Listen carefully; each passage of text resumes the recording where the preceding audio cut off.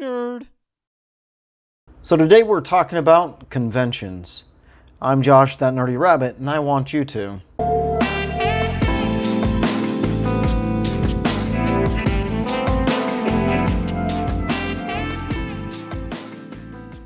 So conventions have been around for a long time. And when I mean a long time, these things have been around since the 1930s. Now, when you hear the word convention, a lot of people think really nerdy stuff. And in honesty, that's true, but at the same time, that's not so true. Simply because conventions can cover like pretty much almost anything. And they really are a large part of the nerd community. But there's all sorts of different types of conventions that are out there. Now see, what conventions are is basically just a large gathering of people who go to an event to either go see famous people, talk about things that they really enjoy, such as nerdy stuff, and to buy merchandise. You know, and a lot of conventions have all sorts of different things over there, even panels too, to have discussions about certain things that people are passionate about. But it's a large group of people who are very passionate about what they love and gathering up to have a convention about it. Now, there's different types of conventions out there. Some of them are for-profit conventions and some of them are non-profit conventions. You know, if you're one of those ones who wants to go to like a non-profit convention, do your research, check into it. But if you don't mind giving out to the community and helping some people out, for-profit conventions are just as fun. Now, the thing about it is, though, is that when it started out, there was a few conventions that were out there, but there wasn't many. And they continued to grow and progress as nerd culture started emerging a little bit more and more. So about the 60s, we started getting more conventions for a lot of different things. And then when the 70s hit, it just totally exploded. And there were tons of conventions. And you continue on throughout the years, and it just kept getting more and more and more and more and more and more and more and more and more and more. And we have like conventions everywhere. Every single state, pretty much almost every single country out there has some sort of kind of convention, and there's just a variety of them out there. So you have anything from like science fiction conventions to horror themed conventions to comic book conventions, video games, film conventions. They also have, you know, like pro wrestling conventions. Yeah, I know that sounds kind of weird, but yeah, they actually do have pro wrestling conventions. And then you can kind of get into the cringe side of it. Depends on where you're at with that one, whether you get into it or not. They do have furry conventions as well. If you don't know what a furry is, by all means, please look it up at your own risk. Prepare to be either scared or excited, one or the other. But the thing about with conventions that makes them really kind of awesome and neat is because you are gathering with a whole bunch of different people who are really into the same thing that you're into. So if you really love comic books, they have comic book conventions out there where you can meet these artists, and some of these people actually do drawings while they're at panel tables and things like that. So you get to see original artwork that they do.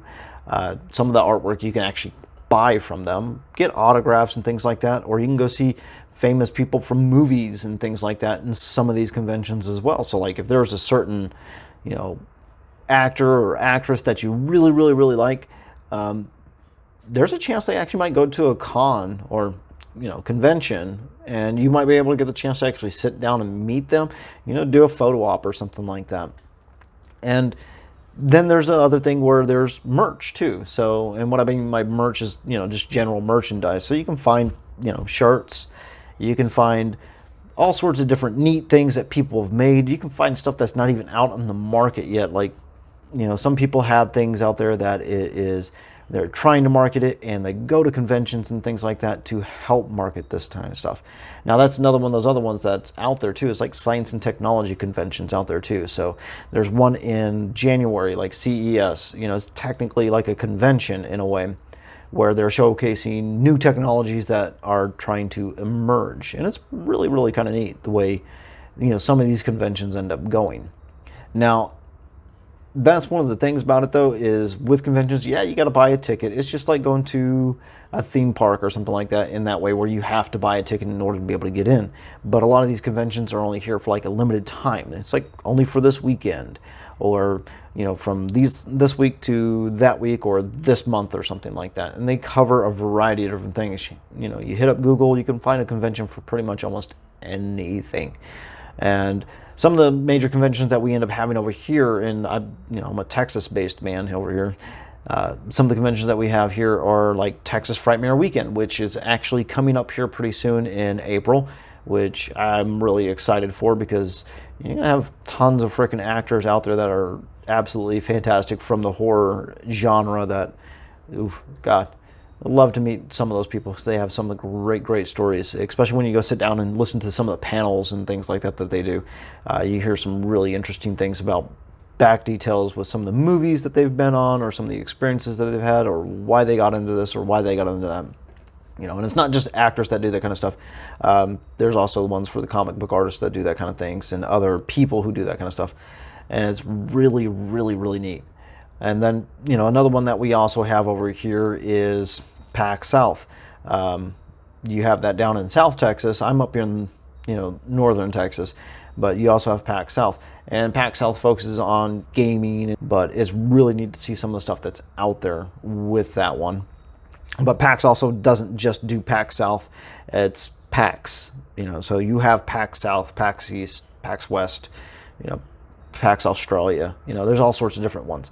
And that's one of those ones. And I'm pretty sure if you're watching something like my channel right here, you've probably heard of E3, or the Electronics Expo. Expo is basically like a convention. It's become more of a convention than it has been an actual expo, because they actually let people go in there to go check things out, rather than it just being press and stuff like that.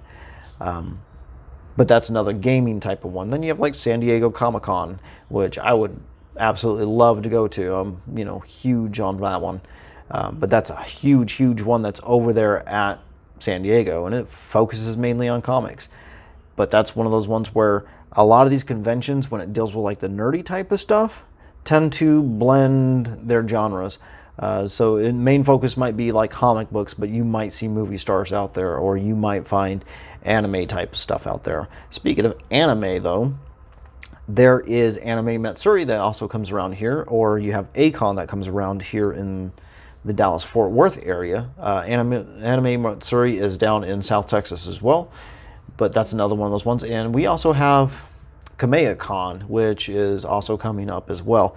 And I'm pretty sure if you follow any kind of anime stuff, you might have heard some of the stuff that's been going on back and forth with Kamehacon. I would suggest go support the con. Don't worry about the other drama crap that's going on with that. Go support the con. They could really use the love. It's a great con to go to, especially if you love Dragon Ball Z, or any of the Dragon Ball series. But it's one of those ones where they could really use the love, especially right now with all the hate speech kind of crap that's been going on back and forth, this way, that way, and the other. But other than that, one of the other things that you tend to find a lot of, and this is one of the areas that kind of blew up because of conventions, are cosplayers. And if you don't know what a cosplayer is, basically think of somebody who likes to dress up. I'll have a picture probably right here. Think of somebody who likes to dress up as a lot of their favorite characters. And a lot of people find it kind of dorky and dweeby and stuff like that. But honestly, it's really cool to see how some of these people come up with their costume ideas and some of the costumes that they put together. And they spend quite a bit of money on putting some of those costumes together, but it's really, really neat to see some of these people that are doing that. Now, I will put a disclaimer out there, and I will say it is great to see all these cosplayers, but always ask before you take pictures when you go hit up a cosplayer. Like, if you really like somebody's costume and you want to take a picture of it, ask them before you do that, because it's just polite. And just remember, it's one of those things where it's like, it's not polite to just go tug and pull on people's costumes, because you don't know how delicate or how strongly a costume is made as well. So just be courteous of that kind of stuff, because a lot of those people actually get promoted to go out there. Not everybody does, but a lot of them do. So, but that's one of the other fun aspects of going to a convention, is seeing some of the really awesome costumes that are out there. Another type of convention, it's not really a convention, it's, you know, everybody kind of hear the term Renaissance Fair. It's, you know, a fair, you know, and almost every state has some sort of a Renaissance Fair, but it's kind of like a convention in that kind of way, where you pay for the tickets to go in. It lasts for so long, and, you know, it's seasonal basically for Renaissance Fair, but you have a lot of people that like to dress up. There's merchandise to buy, but there's, you know, you don't have like the famous people that are out there, and a lot of shows that are put out there. It's kind of like a mini theme park convention type of thing. We actually have a Scarborough Fair here in the DFW area, which I'm actually going to be going to, and I'm going to be dressing up for Time Traveler's Day, which I will probably either do a mini video or post a lot of pics for that kind of thing, and it'll be fun. Let's just put it that way. It'll be fun. But if you have any kind of conventions or good stories, horror stories, or any kind of in-between stories about conventions, or if you know any great conventions that are out there, you know, put them down in the comments down below. Some people, you know, maybe they didn't know about it. You know, maybe this is one of those ones where they kind of thought maybe convention sounds cool, but isn't that just for really, really nerdy people to go to? And honestly, it's not. So if you have any recommendations, put it down in the comments down below. Like I said, I'll be putting something up when it comes to Renaissance Fair, which will be next weekend. So not this weekend, the end of March, but the first weekend of April.